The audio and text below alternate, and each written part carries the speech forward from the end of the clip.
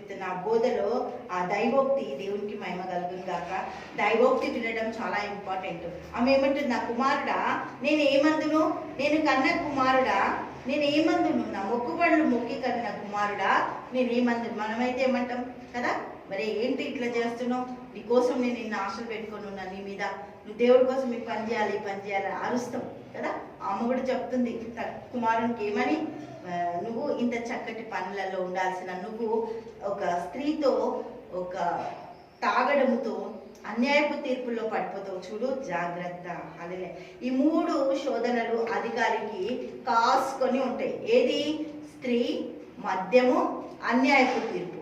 ఈ 3 కాసుకొని ఉంటాయి. జీవితంలో ఎంతో మంది ఇటువంటివి జరిగి నాశనం అయిపోయింది, నాశనం అయ్యింది. అధికారం దేవుడు ఇచ్చింది కరెక్టే, దేవునికి ఇస్తారు. ఈ 3 అధికారికి చాలా జాగ్రత్త కలిగిన విషయాలు. ఈ 3 విషయాల వల్ల అమ్మ చెప్పింది ఏమని, సామెతలు 31వ అధ్యాయం 1వ వచనంలో, రాజైన లెమియేలు మాటలు అతని తల్లి అతనికి ఉపదేశించిన దైవోక్తి. దేవుడికి స్తోత్రం, హల్లెలూయా. దైవోక్తి లేని చోట ప్రజలు కట్టడలేక తిరుగుతారట, దేవుడికి స్తోత్రం. అయితే వీరెవరు కదా, ఈ లెమియేలు ఎవరు, లెమియేలు తల్లి ఎవరు? సామెతలు చదవాలి, అనుదినము చదవాలి, దేవునికి స్తోత్రం. మనం ఎలా బ్రతకాలో అని సామెతలు నేర్పుతుంది, ఎట్లుండాలో మనకు సామెతలు నేర్పుతుంది. అదే కీర్తన ఏం చేస్తుంది, దేవుని ఎలా ఆరాధించాలో చెప్తుంది, దేవునితో ఏ విధమైన సంబంధం పెట్టుకోవాలో చెప్తుంది, దేవునితో ఏ విధంగా మన బ్రతుకులు బ్రతకాలో మనకి కీర్తనలు నేర్పుతుంది. అదే సామెతలు మన నడవడిక నేర్పుతుంది, మన ప్రవర్తన నేర్పుతుంది. సామెతలు మన జీవితానికి ఎంత మనం అప్లై చేసుకుంటామో అన్ని బెనిఫిట్స్ బయటికి వస్తాయి. సామెతలు చాలా ఇంపార్టెంట్, కీర్తనలు చాలా ఇంపార్టెంట్, పరిశుద్ధ గ్రంథం చాలా ఇంపార్టెంట్, వాక్యం చాలా చదవాలి, దేవునికి మహిమ కలుగుతుంది. వాక్యపు జీవితపు వెలుగులో మనము ప్రకాశించాలి. వాక్యము మన జీవితాలలో ప్రకాశించి మన జీవితాలకి ఒక మంచి కట్టడాన్ని తీసుకొని వస్తుంది. వాక్యము మనల్ని, మన బిడ్డల్ని, మన కుటుంబాలను సరిచేస్తుంది.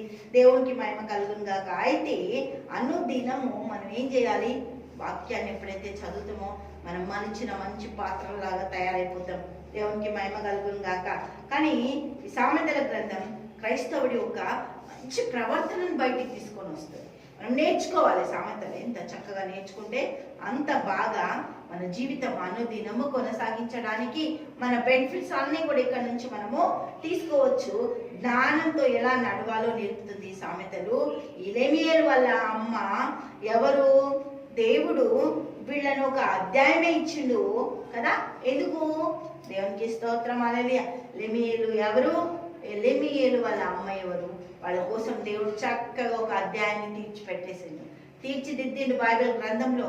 వాళ్ళ పేర్లు ఎక్కడం, ఒక అధ్యాయం వాళ్ళ కోసం ఉండడం ఎంత గొప్ప ధన్యత, ఎంత గొప్ప ప్రాముఖ్యత వాళ్ళకి ఇచ్చిండు దేవుడు.